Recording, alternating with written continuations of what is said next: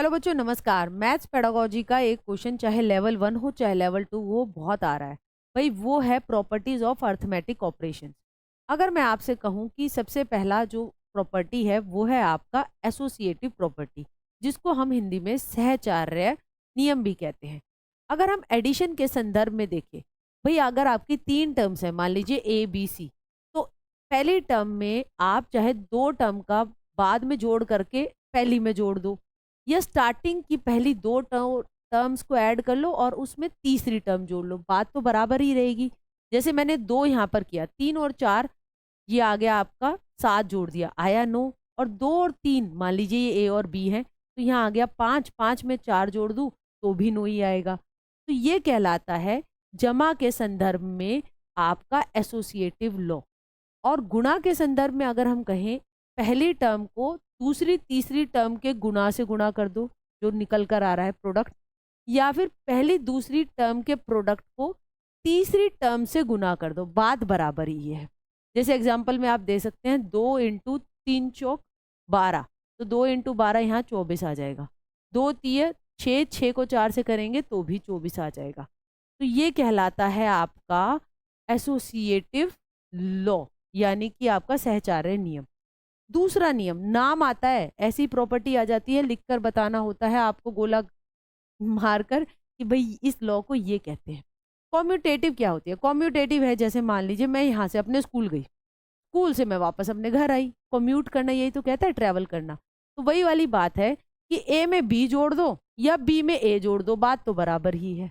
2 में 5 जोड़ दो या 5 में 2 जोड़ दो, आएगा तो 7 ही। ठीक है, ए को बी से गुणा कर दो या बी को ए से गुणा कर दो, बात तो बराबर ही है। तो ये कहलाता है कॉम्यूटेटिव प्रॉपर्टी, क्रम विनिमय गुण। तीसरा है भाई आपका डिस्ट्रीब्यूटिव प्रॉपर्टी। अब ये इंपॉर्टेंट है, इसमें आपको याद रखना है कि मल्टीप्लीकेशन जो होता है वो डिस्ट्रीब्यूटेड होता है एडिशन के ऊपर, इसका उल्टा नहीं होता। कैसे? देखिए, ए इंटू ब्रैकेट में बी प्लस सी क्या होगा? ए इंटू बी प्लस ए सी। तो गुणा जो हुआ वो जमा पर वितरित हुआ। इसके ऑपोजिट अगर हम यहाँ पर ये लिखें a प्लस बी इंटू सी, तो ये क्या होगा? a प्लस बी सी होगा। जमा गुणा पर वितरित नहीं होता, बोर्ड मास के हिसाब से आपने देखा होगा।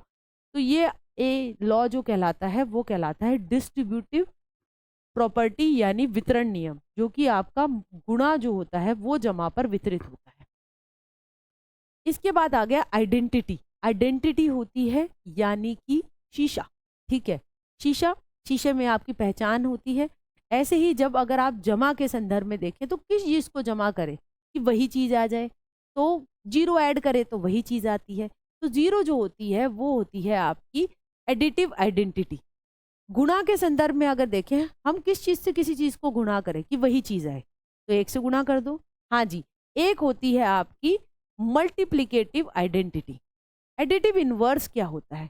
यानी किसी चीज में हम क्या चीज जोड़ें कि हमारी एडिटिव आइडेंटिटी आ जाए। अगर जमा के संदर्भ में देखें तो मान लीजिए 2 एक नंबर है, उसमें -2 जोड़ दो, 0 आ जाएगा, है ना।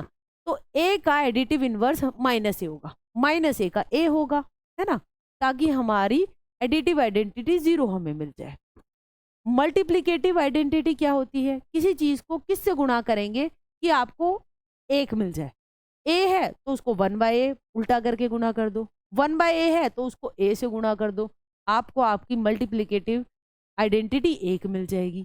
तो ये हमारा a का 1/a जो होगा वो मल्टीप्लिकेटिव इनवर्स कहलाएगा।